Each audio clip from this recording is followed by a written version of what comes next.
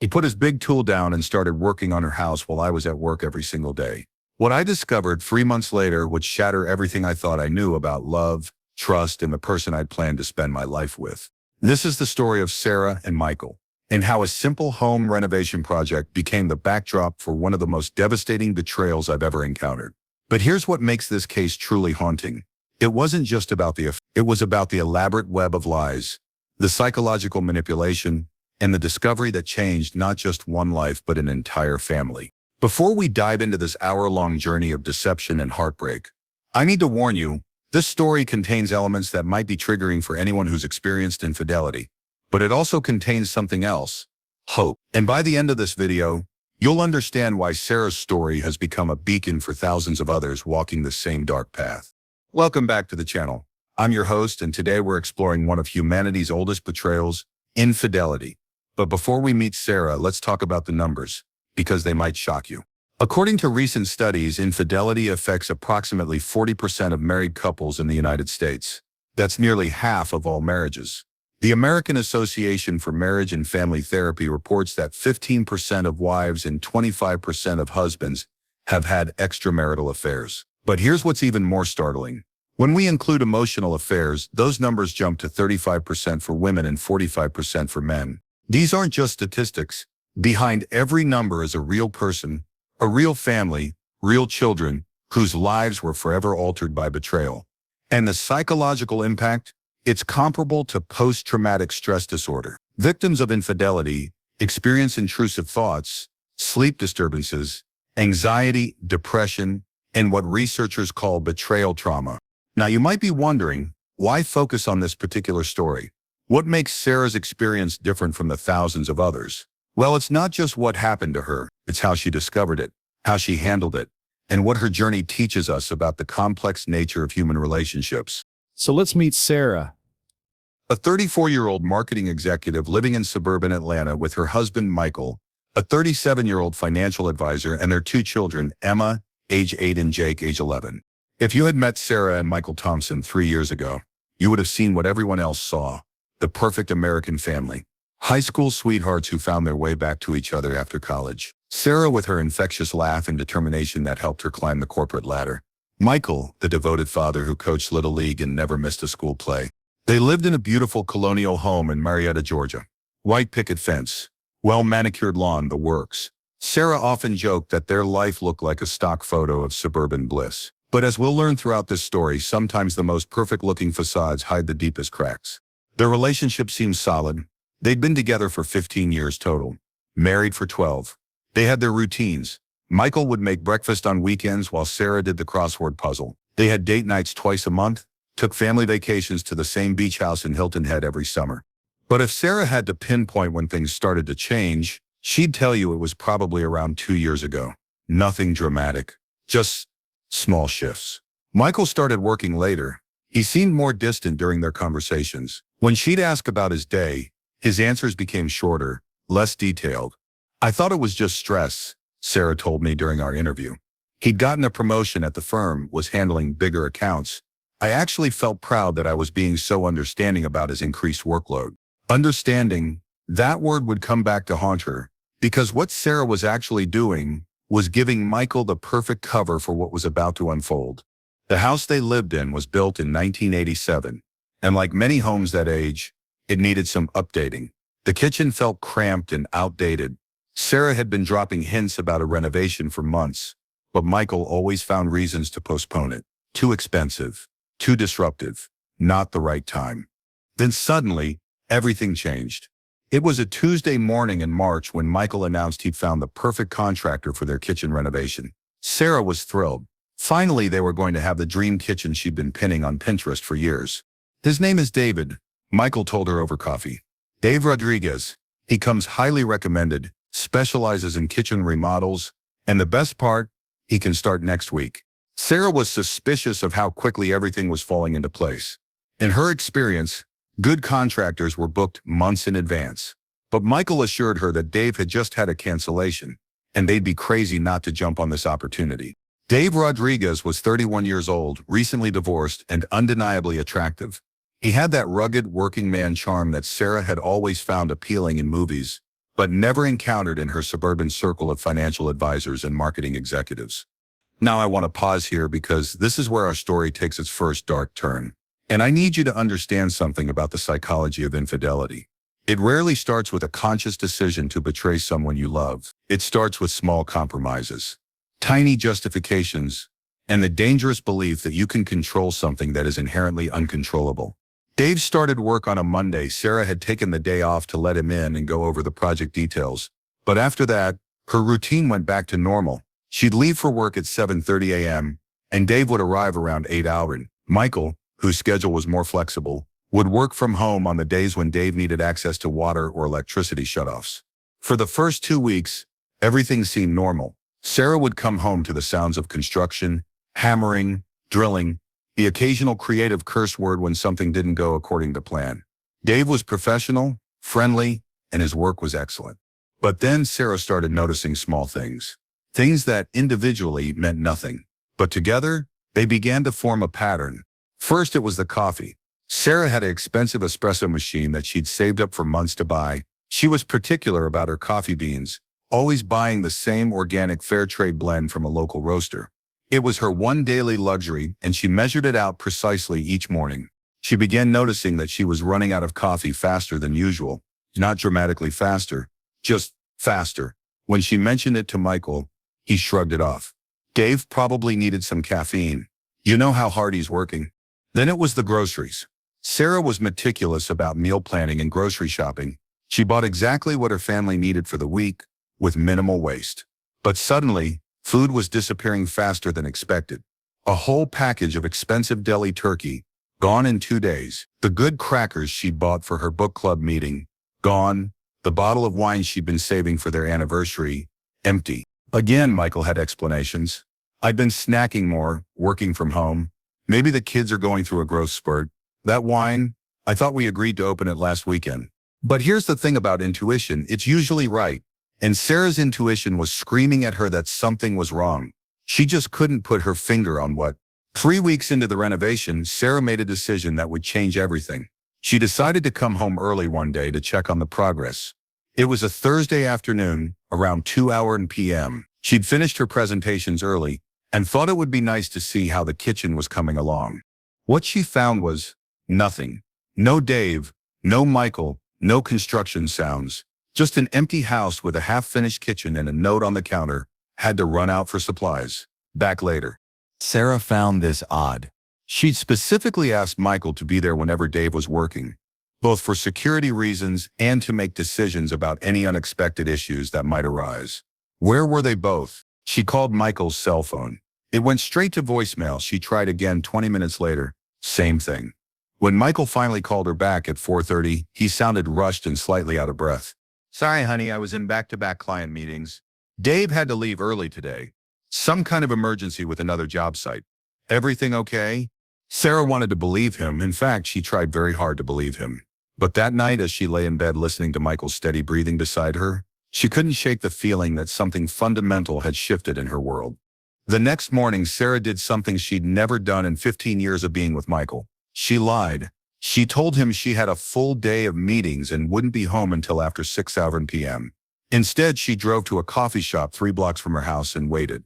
At 10:47 a.m., she watched Dave's white pickup truck pull into her driveway. At 10:52 a.m., she watched Michael's silver sedan pull in behind it. They both went into the house together. Sarah waited 15 minutes, then drove home. She used her garage door opener and entered through the laundry room, a route that would take her directly into the kitchen without being seen from the front windows. What she heard when she opened the laundry room door would replay in her mind for months to come. Laughter. Intimate, comfortable laughter. The kind of laughter she used to share with Michael in the early days of their relationship. But it wasn't her voice mixing with his. She heard Michael say, "We should probably get some actual work done today." And then Dave's voice, deeper than Michael's, responding, "In a minute, come here first." Sarah stood frozen in her laundry room, her heart pounding so loudly she was sure they could hear it in the kitchen. She knew she should leave. She knew she should confront them. She knew she should do something, anything, other than stand there listening to her husband's betrayal unfold in real time. But she couldn't move. It was as if her body had gone into shock, protecting her from a reality she wasn't ready to face. The sounds that followed, I won't go into explicit detail, but Sarah later described it as hearing her entire life crumble in real time. Every assumption she'd made about her marriage, her husband, her safety in the world, all of it disintegrating with each passing minute.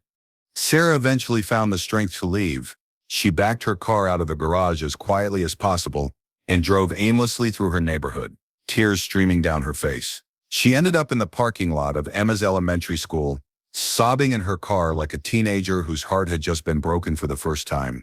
But this wasn't teenage heartbreak. This was the destruction of a life she'd spent 15 years building. This was the realization that the person she trusted most in the world had been living a double life. And perhaps worst of all, this was the knowledge that her children's world was about to be shattered too. Sarah called in sick for the rest of the week. She told Michael she had a stomach bug and spent her days driving around, trying to process what she'd discovered. She found herself Googling things like signs your husband is gay, and how to know if your marriage is over, and do I tell the kids about infidelity? But here's what Sarah didn't know yet. What she discovered was only the tip of the iceberg. The affair between Michael and Dave had been going on for 8 months. It had started long before the kitchen renovation. The renovation was just a convenient cover story. How do I know this? Because 3 days after Sarah's discovery, she did something that would provide her with more information than she ever wanted to have. She hired a private investigator. Jennifer Walsh, the PI Sarah hired, specialized in infidelity cases. She'd seen it all: cheating spouses, hidden assets, double lives. But even she was surprised by what she uncovered about Michael and Dave's relationship. The affair had begun the previous July when Michael hired Dave to build a deck for a client's house. Michael was overseeing the project, and what started as professional interactions quickly became personal. Text messages, coffee meetings, long lunches that Michael disguised as client meetings. But here's where the story gets even more complicated. Dave wasn't just having an affair with Michael. He was also seeing 2 women, one of whom was married, the other recently divorced with 3 children. Dave, it seemed, was collecting relationships like trophies, and he had a particular talent for targeting people who were emotionally vulnerable. The married woman, Christina, had been separated from her husband for 6 months and was desperate for male attention. The divorced woman, Monica, was struggling financially and saw Dave as a potential provider for her and her children. And Michael was having what therapists call a delayed coming out crisis, questioning his sexuality at 37 years old while trying to maintain the facade of a perfect heterosexual marriage. Sarah learned all of this over the course of 2 weeks through Jennifer's investigation. Phone records, credit card statements, social media deep dives, and old-fashioned surveillance. The picture that emerged was of a man she didn't recognize, someone who had been living multiple lives for months. But the most devastating discovery was yet to come. On the Thursday evening, 2 weeks after her initial discovery, Sarah was going through Michael's credit card statements that Jennifer had obtained. She was looking for more evidence of the affair. Restaurant charges, hotel bills, unusual purchases. What she found was something else entirely. There were charges to a fertility clinic. Multiple charges, spanning back 6 months. Michael had been getting tested for sexually transmitted diseases every month since the affair began. But he'd never told Sarah. He'd never suggested they both get tested. He'd been protecting himself while potentially exposing her to whatever risks he was taking. Sarah immediately made an appointment with her gynecologist for a full STD panel. Thankfully, all her tests came back negative. But the betrayal she felt went beyond the physical risks. It was the realization that Michael had been making calculated decisions to protect himself while leaving her completely vulnerable. That night, Sarah made a decision. She was going to confront Michael, but she was going to do it strategically. She'd learned enough about deception to know that liars are master manipulators, and she wanted to be prepared for whatever gaslighting or manipulation he might try. She practiced her speech in the mirror. She wrote down key points she wanted to make. She even rehearsed possible responses to his likely denials and excuses. Sarah was approaching the end of her marriage with the same meticulous planning she brought to her marketing campaigns. The confrontation happened on a Saturday morning. The kids were at her mother's house for the weekend, something Sarah had arranged specifically for this conversation. Dave wasn't scheduled to work that day. It was just Sarah and Michael, sitting across from each other at their kitchen table in their half-renovated house. "I know about Dave," Sarah said simply. Michael's reaction told her everything she needed to know. No confusion, no questions about what she meant, just immediate defensiveness and panic. "Sarah, I can explain." "I don't want explanations. I want the truth. All of it." What followed was a 3-hour conversation that Sarah later described as the most painful and enlightening experience of her life. Michael didn't just admit to the affair. He broke down completely, telling her about his confusion about his sexuality, his panic about their marriage, his fear of losing his children, his shame about living a lie. But he also tried to make it her fault. He said she'd been distant lately. He said their sex life had become routine. He said he felt like they were more like roommates than lovers. This is where Sarah's preparation paid off. Instead of getting defensive or taking the bait, she stayed focused on the facts. You chose to have an affair instead of talking to me about your concerns. You chose to expose me to health risks without my knowledge. You chose to lie to me for 8 months. Those were your choices, Michael, not mine. The end of a marriage, even one that's been betrayed, doesn't happen overnight. There are legal considerations, financial arrangements, and most importantly, children to consider. Emma and Jake still didn't know what was happening. As far as they were concerned, Daddy was just stressed about work, and Mommy had been sick lately. Sarah spent the next month seeing a therapist specializing in betrayal trauma. Dr. Lisa Chen helped her understand that what she was experiencing was a form of psychological abuse called gaslighting. For months, Michael had been making her question her own perceptions and instincts. When she noticed food disappearing, he made her think she was being paranoid. When she felt distant from him, he made her think it was her fault. The therapy sessions were crucial for Sarah's healing, but they also revealed something else. This wasn't Michael's first affair. Dr. Chen helped Sarah examine their relationship history with new eyes, and patterns emerged that Sarah had dismissed or rationalized away. There was the work conference in Vegas 2 years ago that Sarah later learned had no record of Michael's attendance. There was the sudden interest in fitness and new clothes 6 months into the Dave affair. There were the late-night phone calls he took in his car, claiming they were work-related. Sarah realized she'd been living with a stranger for years. Someone who had become an expert at deception and manipulation.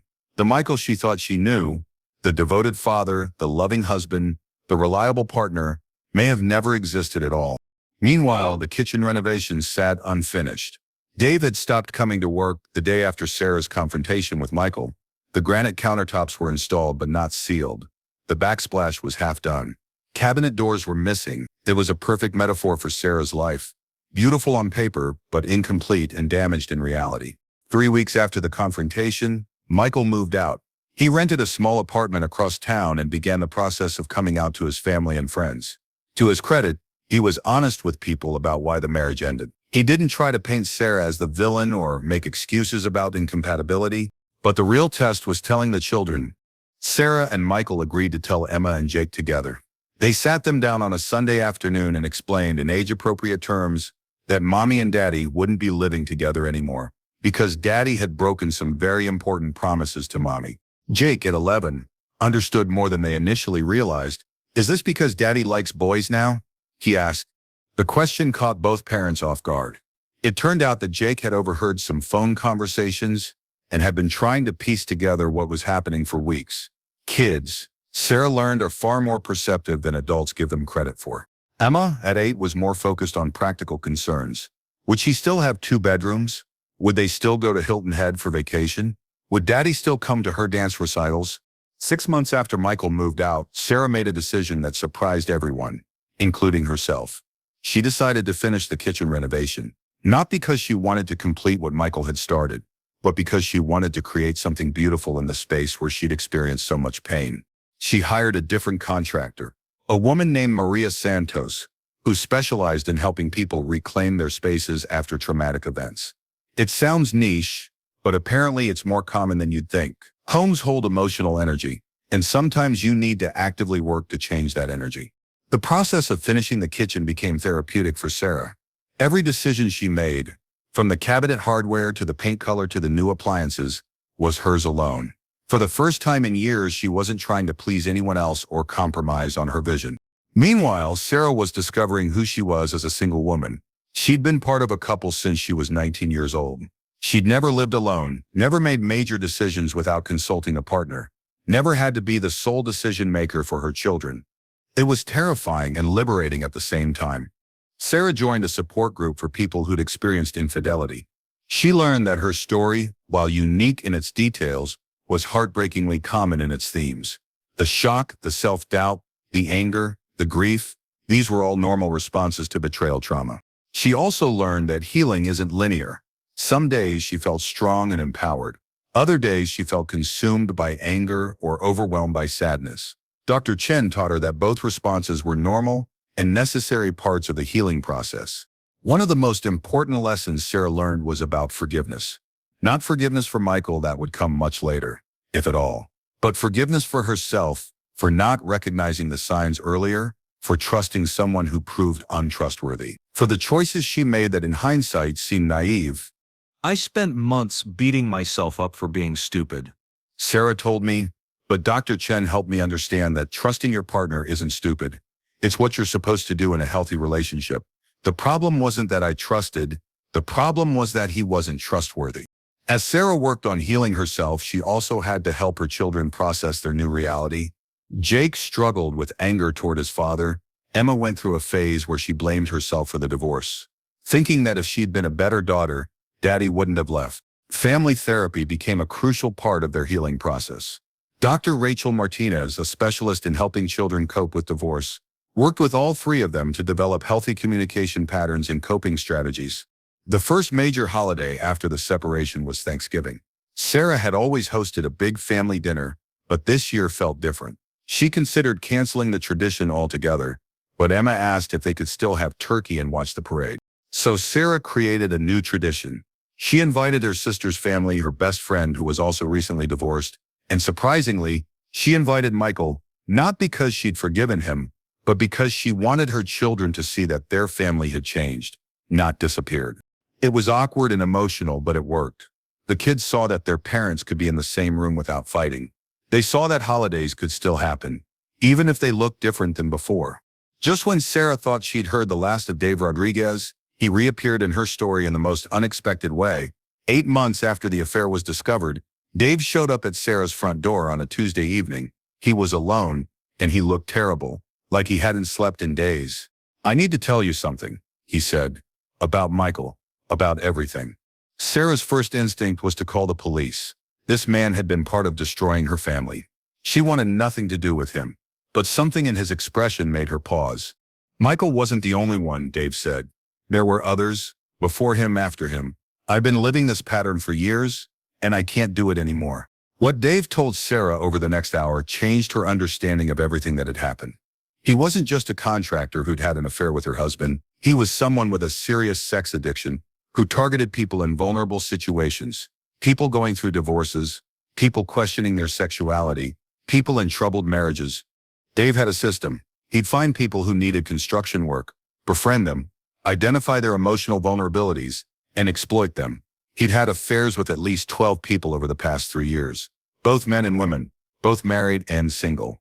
But here's the twist that nobody saw coming. Dave hadn't come to Sarah's house to confess out of guilt. He'd come because he'd been diagnosed with HIV, and he needed to notify all of his sexual partners.